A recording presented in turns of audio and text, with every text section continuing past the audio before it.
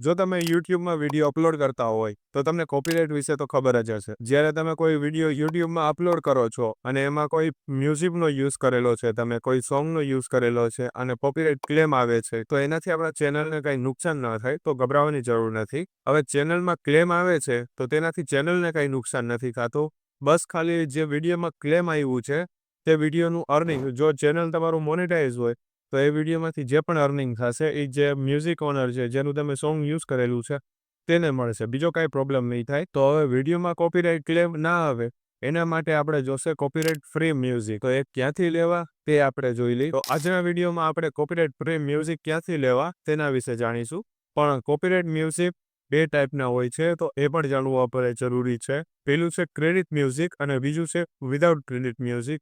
Credit music એટલે જે વિડીયોમાં તમે કોઈ મ્યુઝિક અથવા કોઈ સોંગ યુઝ કરેલું છે અને એ કોપીરાઇટ ફ્રી નથી, તો તેને ક્રેડિટ આપવું ફરજિયાત છે.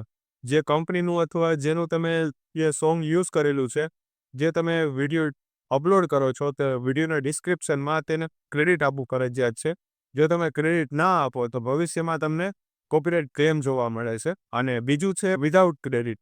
તો તમે સમજી જ ગયા હશો કે તેને ક્રેડિટ દેવાની જરૂર નથી. તો તમે ગમે ત્યાં સોંગ યુઝ કરી શકો છો અને તેનો ક્રેડિટ પણ આપવાની જરૂર નથી. તો હવે જોઈ લઈએ કોપીરાઇટ ફ્રી મ્યુઝિક ક્યાંથી લેવા. કોપીરાઇટ ફ્રી મ્યુઝિક લેવા માટે આપણે યુટ્યુબનો યુઝ કરીશું, પણ એમાં પણ 2 રીત છે.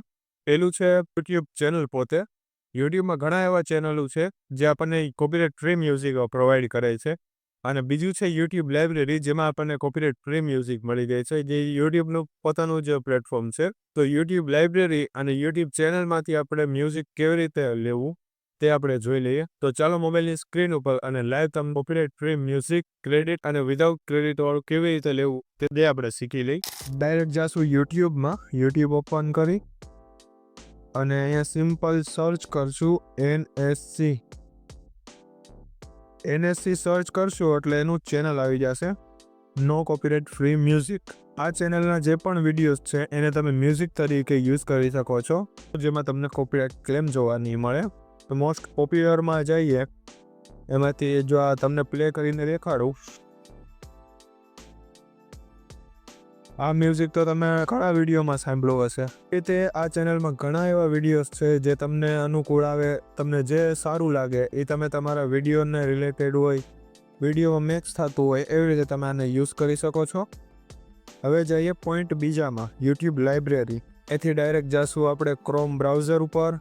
ક્રોમ બ્રાઉઝર ઓપન કર્યા બાદ અહીંયા ડાયરેક્ટ સર્ચ કરશું youtube.com, એટલે જે આપણું પેજ આવી ગયું. એમાંથી ઉપર અહીંયા ફોટો આઇકનમાં ક્લિક કરી યુટ્યુબ સ્ટુડિયો ઉપર લોંગ પ્રેસ કરશું અને એને નવા ટેબમાં ઓપન કરી લેશું. યુટ્યુબ સ્ટુડિયો નવા ટેબમાં ઓપન થઈ જાય એટલે ઝૂમ કરશું તો તમને એક અહીંયા મ્યુઝિકનું આઇકન દેખાતું હશે. જે મ્યુઝિક આઇકન છે તેમાં ક્લિક કરવાનું છે. હવે અહીંયા જે પણ મ્યુઝિક છે એને તમે તમારા વિડીયો રિલેટેડ યુઝ કરી શકો છો.